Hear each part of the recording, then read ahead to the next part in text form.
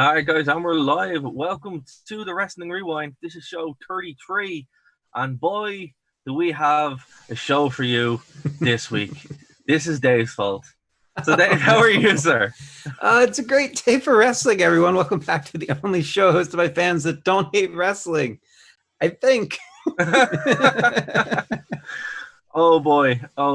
So I've actually figured out how to kind of set up events a little bit better so people aren't just in the blind to what shows coming up. So, if you're joining us on Twitch, YouTube, all that kind of stuff, thank you very much. And you'll know that we're covering World War III from 1996, our first WCW pay-per-view. And I was watching it, and I'm like, why does Dave want me to watch this? When's it going to get good? And then it just progressively gets worse and worse and worse. So we do have a lot to talk about, and this is all Dave's fault. So where do we want to start with this? I mean, I don't know. Okay, listen. So I've been banned by the higher ups of ever picking a pay-per-view again. I think I at least for about 6 months. For about 6 months. About 6 months. Yeah. This is one of my favorite matches of all time on it. And I shouldn't even say favorite matches. It has one of my favorite moments in wrestling of all time, which is Ultimo Dragon coming down to the ring with 8 titles. And I thought that would be enough to enjoy the pay-per-view. I forgot that that's the first match against Rey Mysterio Jr., which it is a really fun match. If you have the network, go watch just that match. It's good. And he's defending all the belts as well. Yes, all 8 are up. all eight are up. I'm like, this is the most ridiculous thing I have seen in quite some time. So let's just start. Oh, no. We got to set this up. But literally, for anyone who's watching, he literally brings a rake of belts with him and defends all 8 of them. And it's just absolutely ridiculous. But we will get to that. So the first, some background for this show. So this is World War III. And it was blah, blah, blah. Yeah, so 1996. 1996. Initially, I thought it was 1998. I'm glad we didn't go there. But it took place November 24th, 1996, from the Norfolk Scope in Norfolk, Virginia.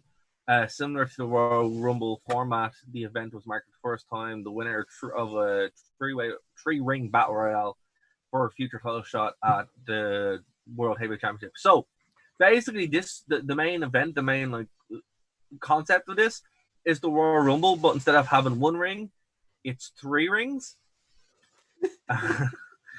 And yeah, it happens in November instead of January. So that's kind of like the build for it. It's and we will get to that because oh boy, is it!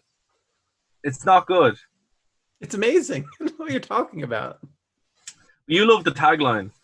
60 men, 3 rings, 1 battle royale, total destruction. I like that. We're there's one that's like 60 men, 3 rings, 1 survivor. You do the math. What math? What are you talking about, WCW? Doesn't make a lick of sense. No, but we need to put some perspective too, because before we just completely rail on this show for what it was, this actually happens at an interesting time in the wrestling business because WCW was leading in the ratings during this time. I mean, this was the height of WCW in many respects. And that's what I was actually going to say to you. This actually is the height of WCW. From 1995, 1996, 1997 to about end of 1997 into 1998. Pretty much as soon as the Montreal Screwjob happens, that's when the turn starts. But you can see why. Listen, I want to say something really controversial off the bat, can I? Yeah, absolutely. Right. Goldust is the most talented member of the Rhodes family and the only one who I can stand. I hate Dusty Rhodes. Wow. And I hate Cody I'm Rhodes. with you. I'm not a big Cody fan. I can't. He is the most annoying person on the planet on commentary. I'm like, please stop. Well, you just don't know what he's saying half the time. Please stop talking. But I love Tony Schiavone. Yeah. Mike Tenay was there, and I was like, oh my god, Mike Tenay, this is great. Really like Larry Zbyszko. Bobby Heenan was fantastic. But every time Dusty opened the mouth, it was like, please stop talking. Just stop talking. Well, and I think it's worth noting that it gets a bit, I mean, this was 1996, but some of the commentary is a bit racist, for being perfectly frank. It's not as bad as what King would do, where it's just horrendous. But a lot of it leaves there's a lot of insensitivity. Let's put it that way in A lot of commentary. insensitivity, yeah. Yeah, it's not. It's literally not as bad as what King says, which he need. We talk about it. Yeah. We talk about it every time we do a show. It's like I can't believe he said all that. Yeah. But yeah, this is WCW. It was what it was. There's no outright racism in it, but No, it's just also, that's the way it's the kind of jokes that were told during that time period. But I'm just like, oh, are these really the jokes you want to be making about your luchadors? I don't know if. But to be fair, that was a thing that just happened in WCW. Oh yeah. Because it was of that time. The difference was King comes out and does outright racism, and you're just like, oh, it's just like, right, it's not, you're not even like trying to hide it. It's just here it is, or outright, I mean, on a plus, this show was much less misogynistic than most pay-per-views we've which done is so far. true. That's also really refreshing. Women don't get beaten up and aren't sexualized. And it's just like it's nice, it's refreshing. And now I remembered why I like WCW so much as a kid, because I'm like, it feels completely different to WWE. Oh, yeah. Now it is bad. No, it's terrible. But it's not as terrible as WWE was at this time, which was horrifically bad. Well, the funny thing is WCW was just being WCW in Atlanta. Yeah. WWE was going for shock values, so it was kind of approached differently. Yeah, but this was before they went into the Attitude Era. This was still 1996, so they were it was still the new generation WWE. So you had like the rise of Bret Hart and Shawn Michaels. Yep. It was obviously after the Clique had left with the New World Order stuff, but you can see the New World Order. I just think this last match. Oh my goodness. Oh yeah. Well, the whole show, like you forget really how big the New World Order were, and then you watch the WCW show and you're like, oh yeah, man, they were just all over the show. And the funny thing about it is, this is when it was still kind of over. I hadn't reached peak yet. I hadn't reached saturation point where the whole show was just that. And it was still like, NWO here. Like the whole show was pretty much just that and some new luchadors, It absolutely was, and it's a totally different mindset, and I love the way they do it. WWE's tried to do this with NXT, but it just doesn't. It's not the same thing. No. Where they make it out as if there is WCW the company, and there is NWO this faction, and this was still the time period where they were acting like they were competing against each other, even though they were under the same. They are getting checks from the same place, but. Well, actually, no, not technically. That's some of them. But the point is that we don't need to get into all that. But the point is that the show was very much we're WCW, this is our company, and you're the outsiders. And I do like that whole concept. Well, it wasn't even that. It was that at this point now, it had gone beyond the outsiders, and it was where WCW and NWO. I think they're two separate companies. Right. Companies, organizations. Yeah. Organizations is a better way. That's a much better way of putting it than what I said. Yeah. Because that's initially what they wanted to do. They wanted they wanted NWO Nitro to be a thing, and WCW Thunder. So that was the whole point of it. It's just, and then that's why they kept adding members, and eventually it just didn't fly. Because obviously in hindsight you're like, that's never gonna fly. But at this point it could have. The show is terrible. But it's not. It has merit. Like the matches, some of these matches were very good. Oh yeah, who doesn't love to see a referee fight with his hand tied behind against an opponent with his hand tied around his back? I was shocked how much Chris Jericho was over. Like even at this point, when they're doing everything they could to not bury the talent, just not show them. And Jericho comes out and it's like, yeah, he's already a superstar. Like in 1996.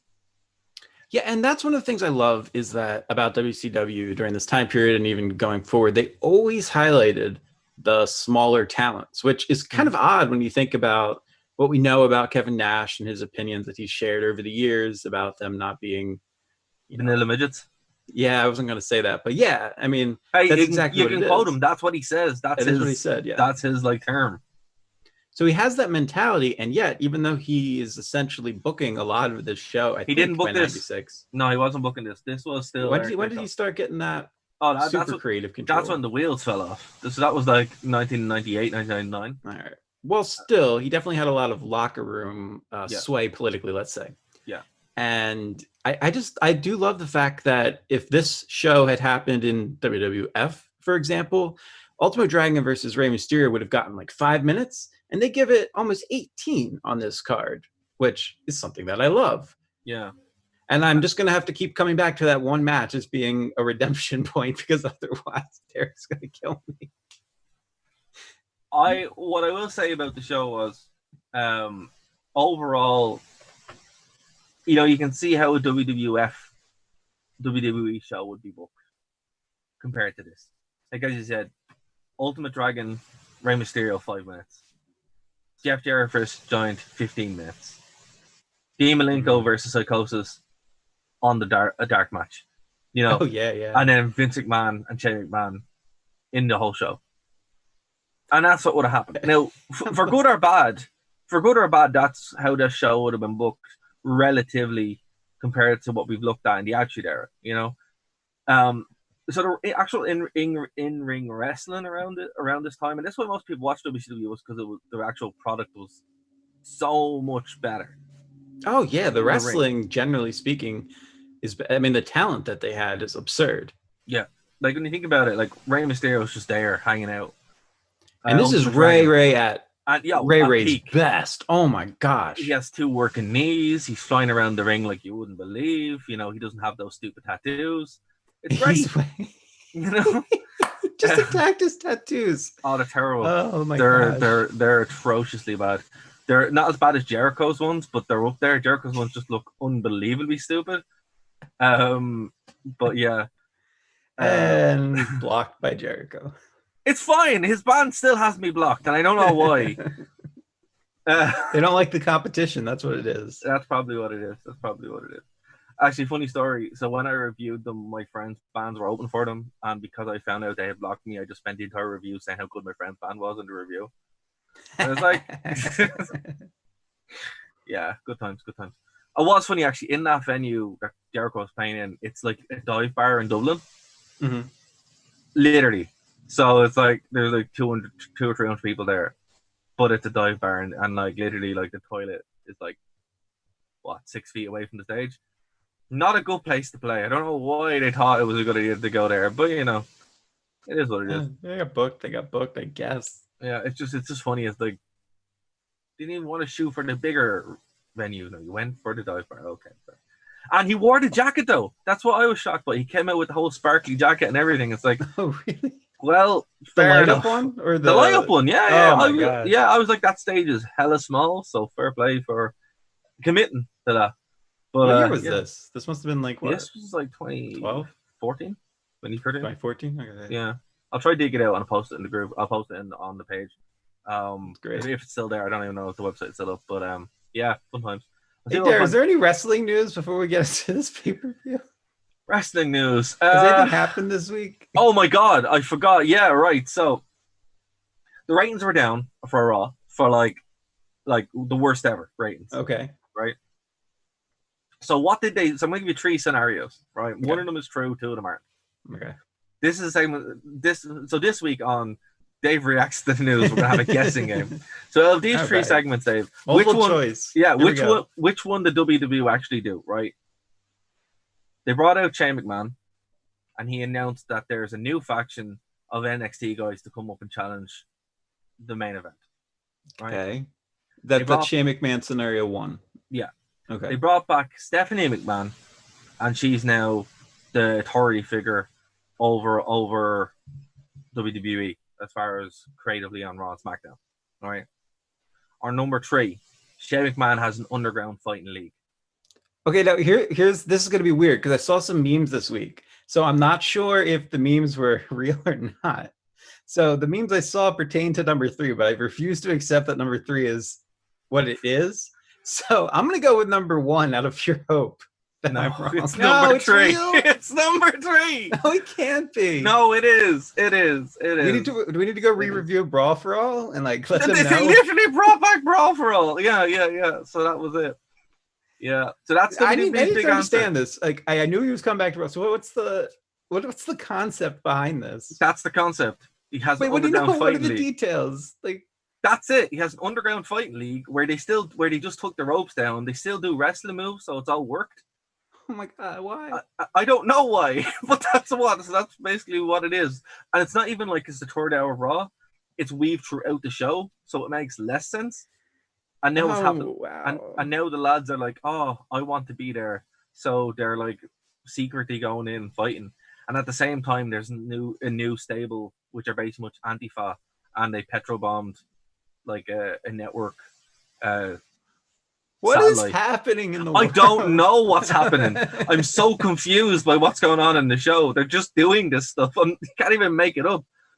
So yeah, that's Okay, that's I raw. did think that was made up. Like I thought No, you were just. I thought you were it's telling me a real. Reddit rumor or something. This is No. true. This is really happening. Well, they don't call themselves Antifa, but they're dressed in black, and they, Well, no, I just mean the whole there's a- concept of this underground. Oh yeah, no, fighting that's club. real. No, that's real as well. So it's just like, yeah, that's what we're gonna do. So we have Brawl for All back again, but they decided to fake it this time. It's like, I don't know, WWE, what you're doing, but you gotta Keep stop. doing it. Keep doing it. I've loved all your pay-per-views except for Extreme Rules so far. Keep doing it. No, man. We've had I want Brawl for All. SummerSlam. I want Punk to come back in the underground fighting and just rule it all. Get his redemption from UFC. But it's still fake. They're still doing wrestling moves. The Viking Raiders were in there. They're still just doing their spots. It's like, this doesn't work if you're doing spots. It's ridiculous. Do you remember when, was it Kurt Angle and Samoa Joe, or Kurt Angle and AJ Styles had an MMA fight during one of the lockdown pay-per-views? In TNA? Yeah. Yeah, that was good, though. Yeah, that's what I'm saying, though. Like, they kind of made it look like a shoot, but it was a work. But this isn't good. No, it's not. No. So I'm glad I set my DVR to record these things. Yeah. Need to go back and watch. I couldn't believe it. I was just like, because I don't watch Raw live now because I just don't want to put myself through that. But when I'd catch up on Tuesday or listen to Going in Raw or something like that, I'm like, wait, what? What happened? And then you go back to watch it and you're like, all of that's real. What? Who signed off on it? Well, no, I know who signed off on this, but you know what I mean? It's like, that crazy old man needs to stop because this is not working. I mean, I love anything Shane O'Mac, so I'm willing to give it a chance. But they're not even using... Okay, right. Before we go to the show, right, let's just spend 10 minutes and play with this, right? Yeah, let's play with it. Let's play with it, right? That's one of your old phrases, which is hilarious. It is, yeah. Surprisingly nice. Exactly, yeah. Right. Here's how they can make it work, right? If they actually wanted to do it. Take a page from WCW. Hold on. The first 2 hours of Raw are Raw, right? Normal show, fine. After 10 p.m., Raw Underground, right? Where you have like underused talent or whatever who want to go in, maybe have crossover talent, and book it like it's a different show. Like, it's not associated with anything. You know, it's kind of like a Fight Club thing. Shane McMahon is there, but he's not really involved as such. He might be the MC.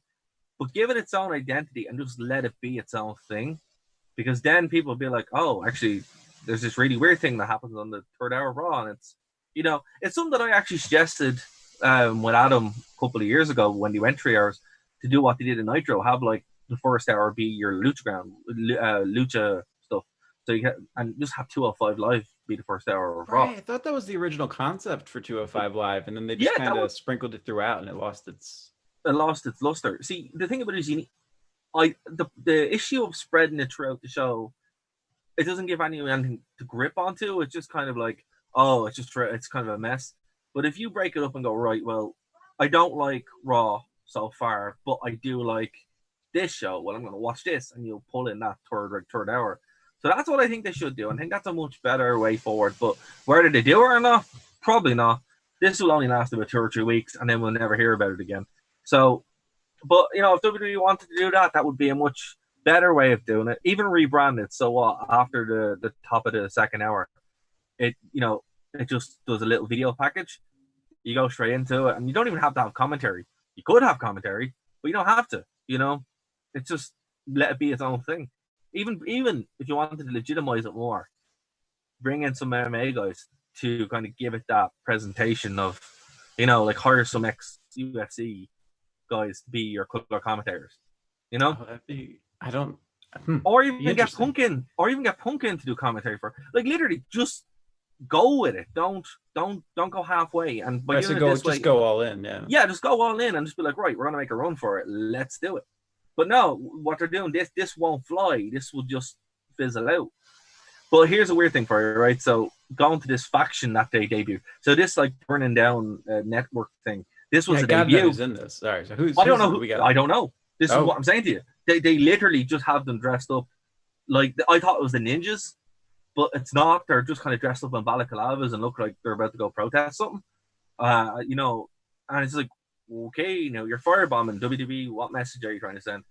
To me, WWE, you are always right there. Yeah, I'm like, doing you know things what? At socially appropriate times. I'm like, lads, maybe you shouldn't. Just no, but that's what they're doing. There was to be fair, there was talk that they're going to do a Nation of Domination, a heel Nation of Domination, which is like, oh, really Careful. don't do that. Really don't do that. Really don't do that. So it's just like, right, I suppose this is like the least worst thing they could have done out of that situation. But yeah, I've no idea who's in it. We don't know anything about it.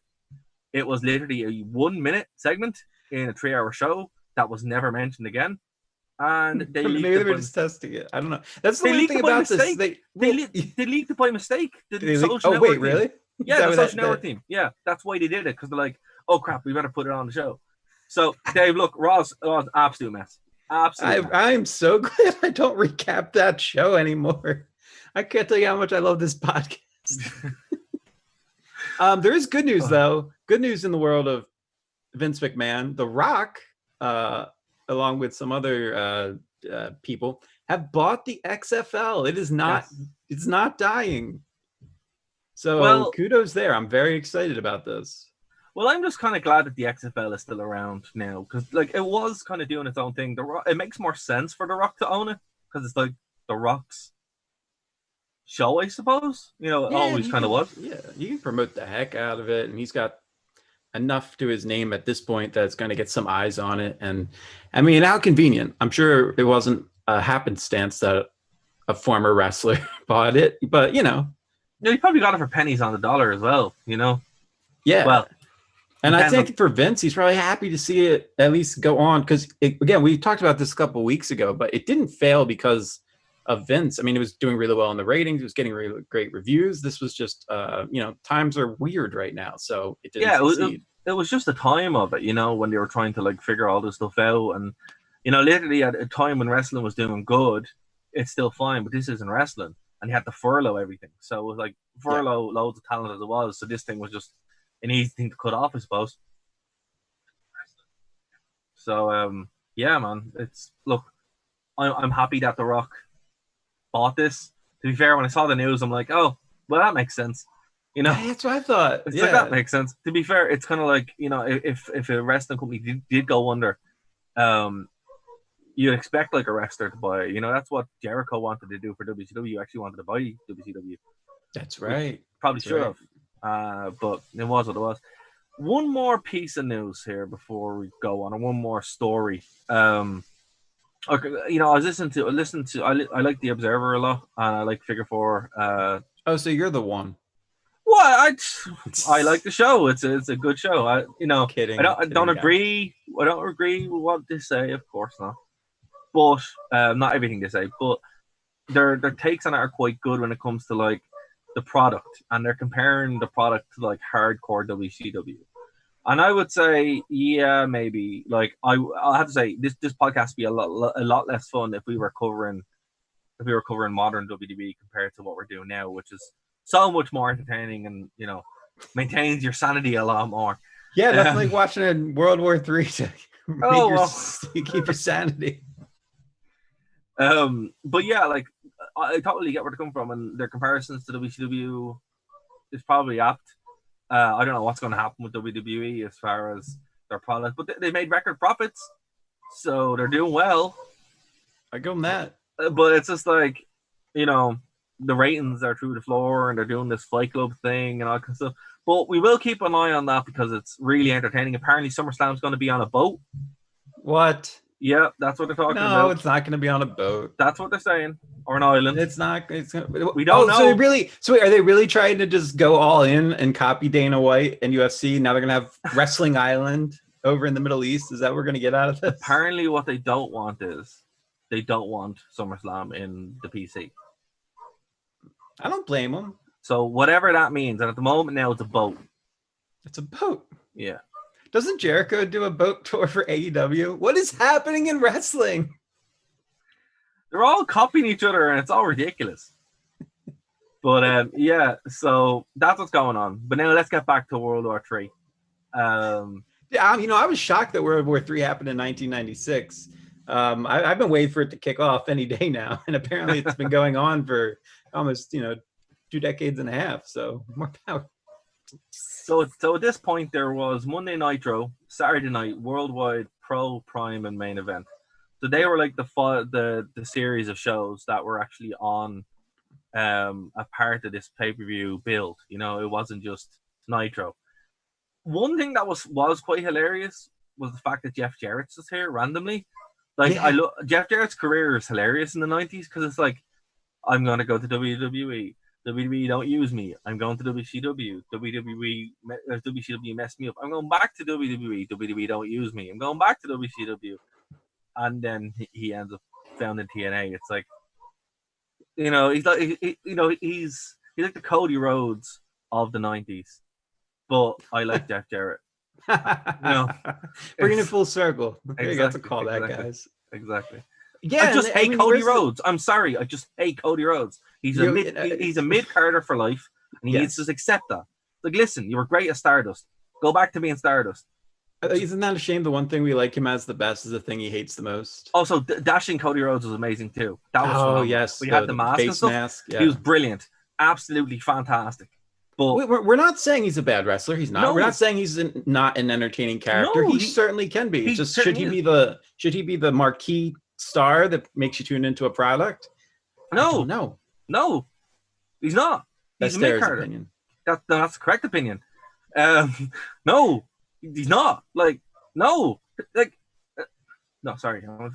I just hate Cody Rhodes. I just want him to go away. Like, literally, it's the worst thing about AEW. It's like he shows up and I'm like, oh, I have to stop watching the show now. It's like what you're getting. His matches have become almost paint by numbers, which is odd because he's trying to do the opposite of that. But it's all right. What Hall of Famers or legends are going to be here? What emotional angle are you going? Just rest. Why isn't Kenny Omega the face of this stupid company yet? Right? Kenny Omega's just sitting there going, hey guys, it's like you have Kenny Omega, you have the books. There you go. There are guys who draw. And there are guys who deserve to be there. Give me Moxley versus Omega every pay-per-view, every month, every year, and I will watch it all. I could do without another garbage ball between the two of them. They don't really need to do that again. But no, I love that. I love the two, but I don't want to see it again. I want to see it so much that I'm going to a deathmatch wrestling show this weekend.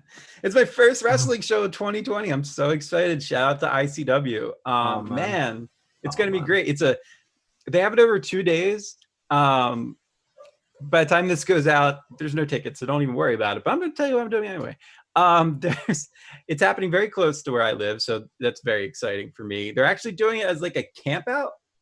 So you can camp out Friday night and then Saturday night, and both nights there's shows.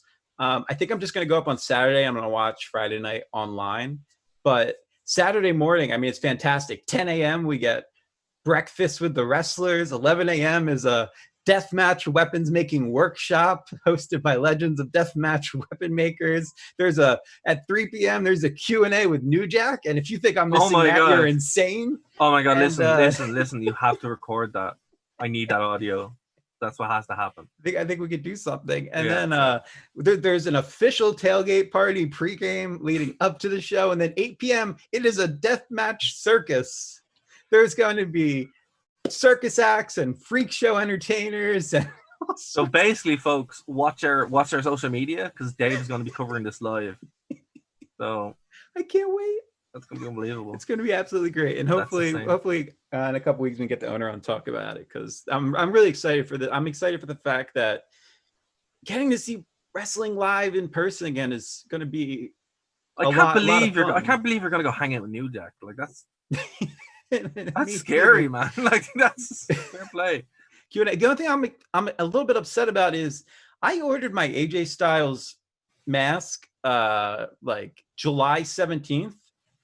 Still hasn't, come on, WWE, ship it to me by now. What is going on? There's no excuse. I know you got to focus on the Underground Fight Club, but you printed out the label from FedEx almost 2 weeks ago now, and you've yet to actually put it in the mail. What is going on? I wanted to have my masks for this weekend. Now I won't. They had to take all those people to maintain the Underground Fighting League. Unbelievable. Oh my god. This is why you should use UPS instead of FedEx. What is going on? I don't know. But I just tried to use Amazon Prime for everything because it arrives. Yeah, it actually arrives. I was like, oh, do I want to pay? That was the other thing. It was like, well, I'm not going to pay $15 in shipping to get it here in 2 days. I'm sure it'll get here within a week. No, that was your mistake. 3. No, it's going to be like a month before I get it. Yeah. Although, funny story actually. So at the beginning of this great sickness, I ordered two N95 masks. If you guys can't tell, we're being very careful in how we we allude to it because we don't want to get the DM going on. But no, actually, what was a really good one? I heard there was a YouTube channel I watched and they were referring to it something good. What was it?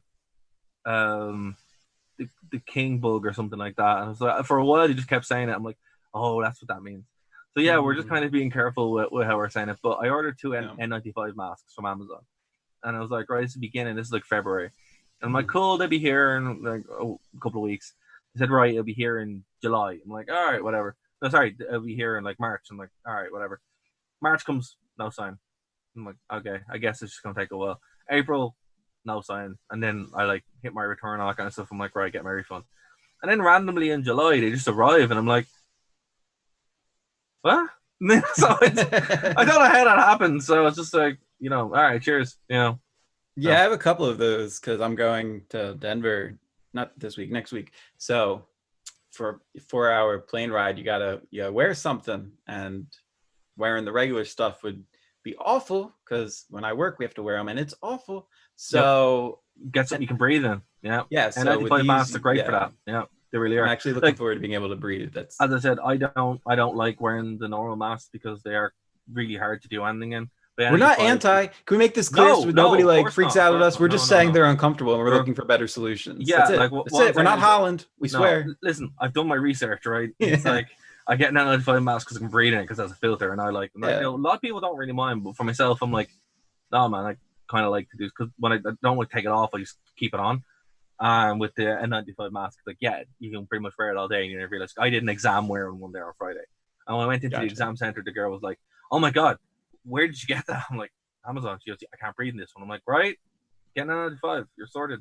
And they're not even expensive anymore. They're about like $30. I got mine for like 30, but do your research, you get it. But different people react different ways, I suppose. But yeah, we're not anti-mask by any stretch of imagination, guys. So do not think we're that. But I'm just saying, if you do struggle with it, face shields are good, but also the N95 is really good too. So there are options. There are a lot of options, and we advocate those as well. And hey, if there's any mask sponsors that want to sponsor us, Fozzy has some great masks.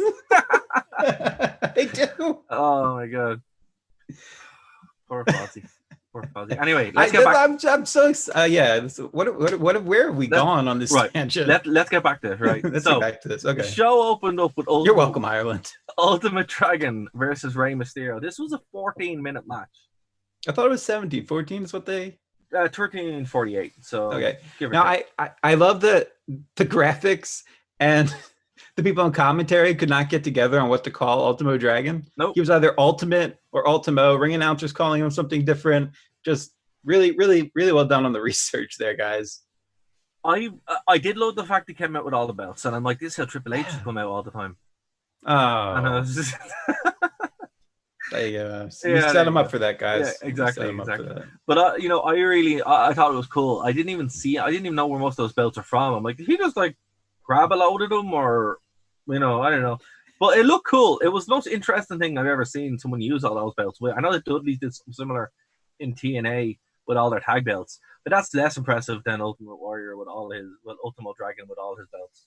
Yeah, when you need Sonny Ono to carry 2 of the belts himself because you can't hold all 8. I mean, that's just great. Now, my favorite part of the match was when you were doing the presentation, showing Mysterio the belts.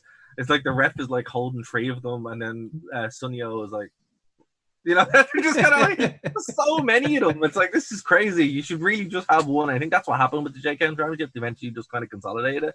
Yeah. But I don't know. I appreciate it. More belts. Everyone should have belts. It's great. Why not? why not? You know, Why it's not? fine. It's fine. But this is the match that made me a huge Ultimo Dragon fan. So Great much match. so that I Very good was match. very great match, and I was maybe the one person who was so happy for him at WrestleMania 20.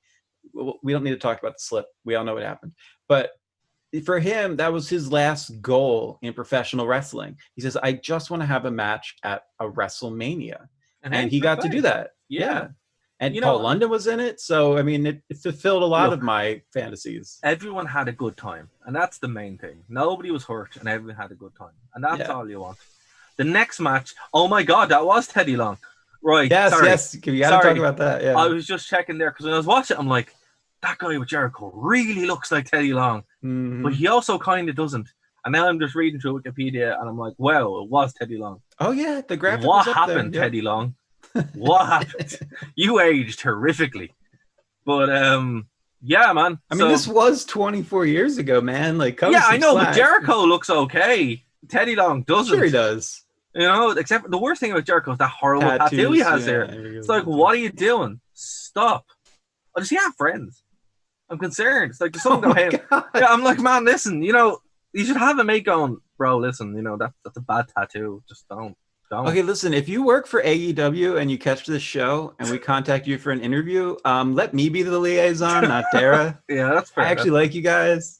I like you guys too. It's just, you know, it needs to be said. Like, we rail WWE all the time too. To be fair, there's very nitpicky things to go for at AEW. The main one is just Cody Rhodes and tattoos, and that's it. Like, everything else is perfect. Just remove those two things and you're sorted. You know, do you have acids and stuff you can burn tattoos off, I think, or lasers? Not too sure. I don't know how it works. Wait, time out. Are you advocating that Jericho dips his arm in some acid? To get rid of that horrible tattoo. What is happening? Maybe, man. I don't know. These are crazy times. It's pretty awful. This is what happens when we watch a really bad WCW. This is such a bad show, and it's your fault. It's so bad. It's so bad. We don't want to talk about it. It's like I was sitting the whole time. I'm like, this show is so bad. Why does he want me to watch it? And it just got progressively worse and worse, but with some bright spots. And then it just got worse because then you start WCW booking it, and it's like, what is this? So yeah, people that's say why Russo killed WCW. No, it was already dead. It was already gone beforehand. So yeah, Jericho defeated Nick Patrick with Teddy Long in his corner and one hand tied behind his back, and that's just. But straight away, I was like, this is ridiculous.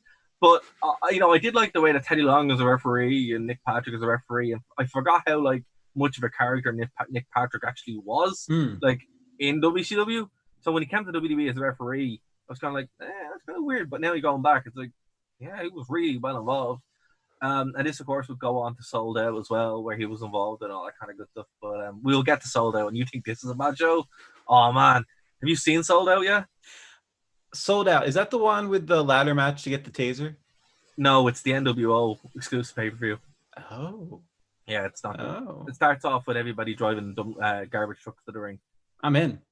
Sign me up. Yeah. That sounds about as good as Slammiversary. I'm in. Oh, man. So, okay, our next match was... You do get real TNA vibes, by the way, watching this show. Not in terms of production or anything like that. Just, you see so much talent and people on commentary. Right? Yeah. And just like, oh, TNA. Now I see, like, kind of what happened there. It was an extension of some of the good parts of WCW. That's what I always said it was. I always said TNA was an extension of the good parts of WCW and ECW with, like, less of a budget.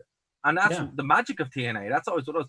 AEW does the same thing. It's pretty much just modern day WCW, but with better booking and more of a budget. So that's it. Like, you're watching this and you're like, oh, I can actually see the lineage of these splinter groups after WCW, you know? It's just that, like, wrestling repeats itself and everything is kind of the same if you wait long enough, you know? So it's interesting. Every 20 years. Every 20 years. Exactly. So we're due to be seeing a lot of this stuff relatively soon. I was going to say we might see something like this again, but we actually did see War Games. We did see War Games, which I was so happy about. I mean, we did get Ricochet's double backflip off the top of the cage. So, well, I want to save discussion of the 60-man battle royale to the end because I have some comments on that. There was a squash match with the Giant versus Jeff Jarrett. So poor Jeff Jarrett, he came out with the worst theme music he ever had, and he got murdered by the Giant. And that was it. Wait, you're saying this theme music is worse than theme music he couldn't even remember the lyrics to at his Hall of Fame induction? What my baby tonight?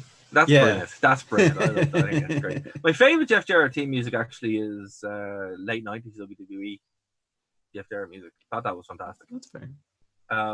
That's back when I actually liked WWE actually, music sorry. and would buy the CDs. His TNA team was really good too. My World. That was really good too. Oh yeah, that's fantastic. It had like country vibes to it, didn't it? All of them have country vibes to it. Every single team he had, have country vibes to it. It's his thing. Also, I don't think he carried a guitar out this time, did he? No, he did not. Okay, good. No, I think because it's. I'm always like, is the guitar brought out? I don't know. The other guitars he must have went through was unbelievable. The budget for those, crazy. Harlem Heat defeated the amazing French Canadians. This was not a good match. No, it wasn't. It was not good, which sucks because Harlem Heat are a great tag team. They just had nothing to go with on this one. So, it was a bit of a bust. Sister Jerry defeated Colonel Rob Parker by countout in a 1-minute match. Also terrible. It was kind of a follow-on from the first match. Dire. However, we had the second best match of the night. Dean Malenko versus Psychosis. Dean Malenko winning with a phenomenal exchange. And it really was an AJ Styles kind of finish. That beautiful pole driver into like a bridge pin. Oh, yes. Beautiful. I am such a sucker for bridges. Oh, really it was fantastic. One of my favorite things in wrestling. Like that little sequence at the end where it was like Psychosis was going for a pole driver and then Dean leaned back, put him into another pole driver, finished it, and then did like a hook bridge. It was like, oh my God. This is brilliant. This is like top tier wrestling that you won't see anywhere. And he didn't. And that's the thing. As garbage level as a lot of WCW was, it had these nuggets throughout the show where you're like, you will not see this anywhere else. And also, it was great to hear Tony Schiavone and his team are calling this one, but they made loads of references to Mike Tenay, who knew the names, because he was the professor, And right. I'm like, oh, this is great. Like, they love Mike Tenay. And I'm just like, I love Mike Tenay too. It's brilliant. I always enjoyed his voice. It's great. I love the way he calls matches. I think it's brilliant, but super fun. And while we're highlighting people on commentary or people with a mic, I mean, this is such a, Mean Gene. Okerlund. Yeah, 100%. This is his time period in WCW. And man, he just adds so much. There's something about him that just I'll always respect. When you go further back, you get lots of people who you see in the WWE being underused.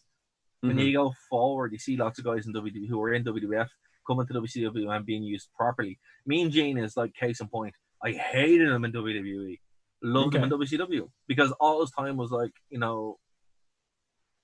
with Hulk Hogan, and Hulk Hogan turns my stomach. So the minute I see him, I'm like, I hate him. It's literally like it's worse than Cody Rhodes. Like, I hate Cody Rhodes. Sorry. That's just dwell on that, guys. Yeah. There's retreated into his own brain, and he's on his cycle loop of I need more Triple H and I hate Cody Rhodes. I can't believe he came out with that sledgehammer and broke Triple H's throne. That's the thing. It's like you've ruined it completely. Like any chance I could have given you is gone because of what you did. So it's just like, we see, you know what? I feel like this is Restaurant Impossible. I just hit the nail on the head. I figured out what was really holding the restaurant back. That's what just happened. That's the brain cycle I needed to understand from there. Okay, fair enough. No, see, it's like when Cena beat Triple H when I was at the house show. That just made me hate him completely, irrationally. When I'm so angry now, I can't remember his name. Help me. When Cody did that, I was just like, no, we're done. There's no way. Anyway, so look, I'm going to admit, the next match I skipped because the Nasty Boys are in it, and I'm like, I'm not going to sit through. Wise choice. Was it as bad as I thought it was? Because it's worse, man. Oh man, of course it is. No one in there can work, so it's like. Well, you know how in triple threat matches, well, that's not true. I mean, Scott Hall and Kevin Nash can go during that. When they did, sorry, they can, but they don't want to. And at this point, they just didn't want to, so they didn't. They just showed up and did stuff and had fun, and that was great. But in a match, oh no, you don't want the Kevin Nash match or Scott Hall match around this time period. You just do not do it. Yeah, especially what we know now in terms of having read their books or reading shoot interviews. We know what was going on behind the scenes in terms of the kind of things that they were doing backstage. Am I being vague enough? I'm being vague enough. Y'all know what I'm saying. So it always makes me wonder when I see like little extra sparkle in X-Pac or Six or whatever the hell his name is. I'm like, oh, okay, this is one of those shows. I get it. All right. He's having a good time. He's having a great magical time. He's having a great time. Great time. But you know how in three, because since you skipped this, you know in three different like tag matches, you can only have two people fight at one time instead of it being a triple threat the whole time, which I've never understood. You know that, like, you know what I'm trying to say? Yeah, I really hate when there's a three-way tag match and there's 6 men in the ring. So instead of squaring off 2v2, it's a three-way match. Yeah. So Scott Hall and Kevin Nash both get tagged in at the same time. Of course they do. Of course they do. Of course they do. That's what happens. And the commentator's like, oh, what are they going to do? Are they going to fight each other? And then they actually start to fight each other instead of just laying down, which, you know, the finger poke of doom is, you know, synonymous with these guys. But dumbest thing. They go for a legitimate pin, and then one of the other teams comes in and makes the save, and then it ends. But it was I think Hall hit Knobs with the megaphone or something like that, because of course Hart was out there with the Nasty Boys, and I don't. That's another thing as well. The minute Hart shows up, I'm like, oh, yeah. It's just I just have like a instinctive like gag reflex where I'm like, oh, you know, I can't do it. So the minute I see them, I'm like, yeah, this is a match I'm not going to watch. And you know what? I'm really happy that I did not watch that match, because it's everything I thought it was going to be. Oh, it was. And more. So it's like, okay. Oh, gee. Well, I this is the match that first time I tried to watch this through, I fell asleep, and I woke up during this. I was like, what is going on? So I had to go back, and I don't know why we picked this pay-per-view. Very, very odd choice there. So the Outsiders won and retained their WCW Tag Championships, which they held for ages. Literally, like years. We're just the tag team champions all the time for no reason. Right, but here's where the show really falls apart. I mean, this is where it gets fantastic. It does get fantastic, but it's also like I can see why they didn't do it. Why they didn't bring it to WWE, right? Because you have 3 rings, and 20 men are limited to. I wish I had had the graphics to use having TNA where they explain the match, because that would be fun. But I didn't think ahead. Where they need that many rules. Yeah, there's a lot of in TNA. Like, I loved when they'd have the Kingdom Mountain match. They'd just be like all the rules to explain it. Okay, so like this is what Vince Russo wrote down, guys. We're talking about TNA. So here you go. We kind of need that for this. This was so. All right, so here's how this match worked. Right, so 3 rings, as you can see behind Dave, 20 men per ring, and basically once there was enough survivors, let's say, they all merged into one ring. Basically, that's kind of how it worked. What a mass of humanity walking down to the ring. But the actual involvement itself isn't too bad. Like, you know, because we've seen 40-man Royal Rumbles and stuff. The problem I found... This is a Battle Royale, not a Royal Rumble, by the way, guys. Just so you know, everybody stared in the ring at the same time. So you literally see... Oh, my gosh. Can you imagine? If every 90 seconds... it would just never stop. So that's the main difference. Everyone starts in the ring at the same time. Yeah. But here's the problem I had with it. Just purely from a fan perspective. Watching it was very hard to do. And it wasn't because it was boring. It's like those little screens were not enough. Now, it's probably the only way they could have done it, because there's no other way you could really do it. Except for now. Now you could do it now, but you'd have to do somewhere where you can pick where you want to watch it. So you have 4 or 5 cameras. So where you watch it on 4 or 5 views, rather, you can pick what one you can actually do on the network. It's the way to do football over here, where you can pick what player you want to follow and stuff like that. So maybe WWE could do that. I thought about this because that's how you could do it. Maybe obviously, you know, we live in 2020 where we can actually see things, because most of us have large TVs, just because they're not expensive at this point. No, and I was thinking, but this is back before HDTV, all that stuff. You think you're watching a tube television, So trying to see grainy 3 boxes showing what's happening in the 3 rings at the same time, it must have been torture to watch. You must have had no idea what was going on. Well, I was watching this I wasn't watching on the BT, I was watching on the monitor here. It's only 22 inches. And it's a HD monitor, obviously watching on the network. But even with that said, it's still very, very hard to watch. Oh, Like, yeah. you're like, what's going on? And to be fair, I like the way they have. No, I was saying if you were to do it nowadays, it would be a lot more clear. Exactly. But I'm just trying to put myself back into 1996 technology and what it would have been like to watch it then. But this is what I'm saying. So behind Dave's head there's the 3 commentary teams that you can see. So Dave, just scoot your head back a bit. There you go. So right there in the middle, in between the rings, there's the 3 commentary teams. Oh, I see. Yeah, and each team, each ring had its own commentary team. And I think that was a very good way of doing it, because they were covering eliminations as they were happening.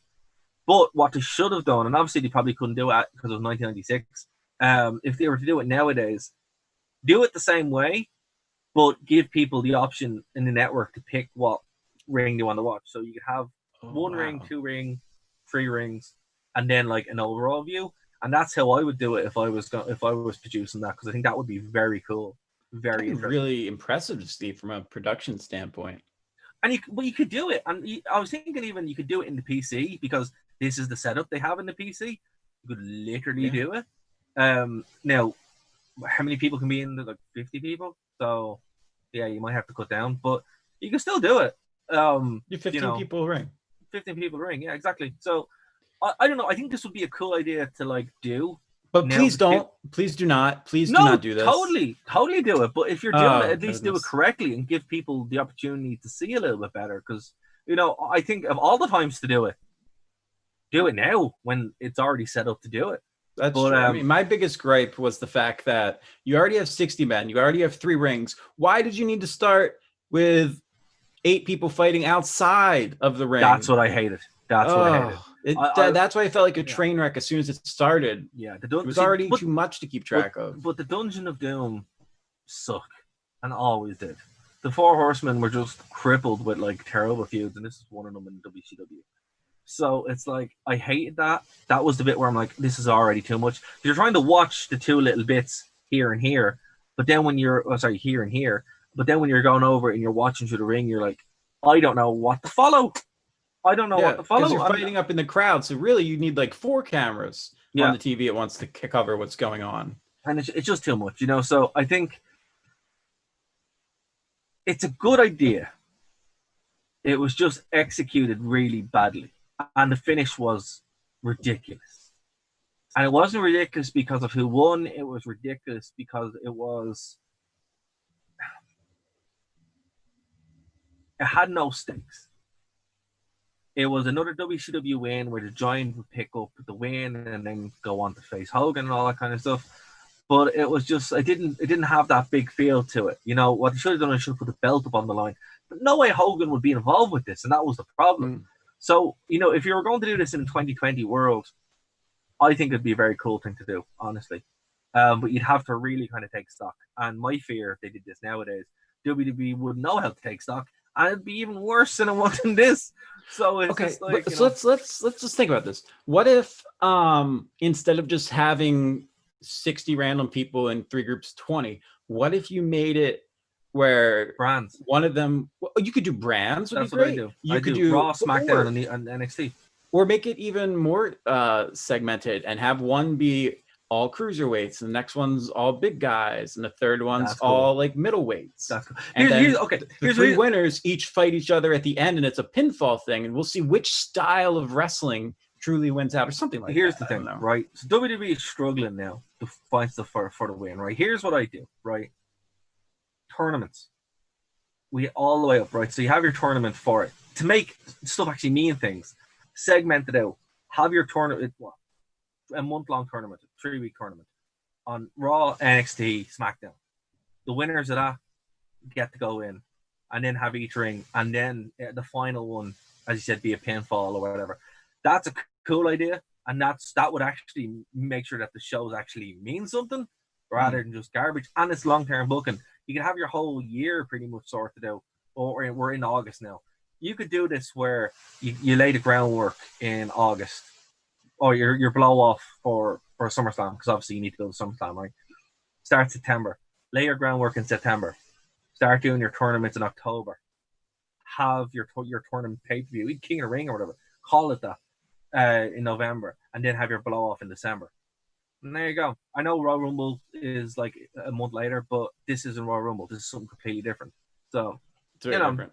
Very different. It's not. Look the at same us! thing Look at us saving a terrible show and saying, "Let's do this concept again." You could totally do it. You just have to like think and use your brain. It's not hard. It's just not hard.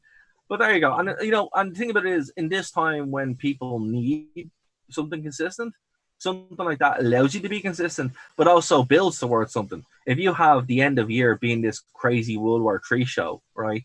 You can even just call it that because they own it. I think that would be cool. I mean, WWF World War III, 3 rings, 1 night. Boom. It's 3 rings, 1 night. Yeah, that sounds like a really bad plot for The Hangover Part 7. I don't know, man. I'm not a marketing person, but it's just that in this time, that's what the takeaway from this. Would there be 1 ring to rule them all at the end? Actually, that's not bad either. Still from Lord of the Rings. But yeah, it's I think WWE are missing a trick by not combing through some WCW stuff, because now they have the opportunity to kind of go a bit crazy and do something like this. Would this work outside of a Great Sickness world? No, of course not, because it's too hard. 3 rings, you're losing a lot of money, you're losing all this floor space. But now the fact that it's in the PC and it's just set up anyway, I just be like, yeah, let's just do it. Let's just have a bit of a laugh. And then, you could even put the title up. Put the title up for grabs. Why not? I don't know. They could figure it out, but give them all something to do. Everyone would be doing things. Even have a special, Raw Underground representation or something. I don't know. Yeah, but we end with the close with Raw Underground. That's basically what we started with. What did I say back in June? This is the time period when WWE will try out really crazy, zany ideas just to see if they work. And if they don't, because ratings tend to be down during this time of the year. And apparently Raw Underground is what we got. And I'm really super excited to get updated on this. Well, we'll see. And, maybe if it goes on, we'll do a comparison show between that and Brawl for All. We'll see. Right, well, that's going to do it, guys. If you're listening on Phoenix 92.5 FM, thank you so much for joining us. We'll be back at the same time next week. Dave, is there anything you'd like to plug? Yeah, follow me over on Instagram at the Dave Stevens. And if you're listening to the audio of this, you have no idea what you're missing out on. So exactly. Check us out on YouTube. Yeah, we're on YouTube. We're on Twitch. All the details over on nerdtoknowmedia.com. Of course, follow our social media. We have a special fan show coming up soon where someone actually sent in a submission. So thank you very much for that. We will be getting to that. We also will do what you suggest. So if you have something you want us to cover, we'll cover it, because I'm currently banned from making suggestions. Yeah, guys, if there's anything you want us to cover, you can email us, nerdtoknowmedia@gmail.com. You can go Twitter, leave a comment underneath this video. Even message the Nerd to Know Facebook page, which is what this person did. So we'll cover it no matter what it is. Like, we covered this show, so we'll do anything. And yeah, guys, so that's going to do it. Again, thank you to the True Penny channel for having us on. nerdtoknowmedia.com is where you can go over and check out every single one of our shows. We're live every Tuesday normally, but obviously we're doing it on Wednesday for a bit. But if there's ever any kind of schedule changes like that, we will let you know on social media. And of course, if you're joining us on YouTube, there will be a notification when we go live. So click the bell. And until then, guys, we will talk to you next week here on the Wrestling Rewind. Bye, guys. Bye.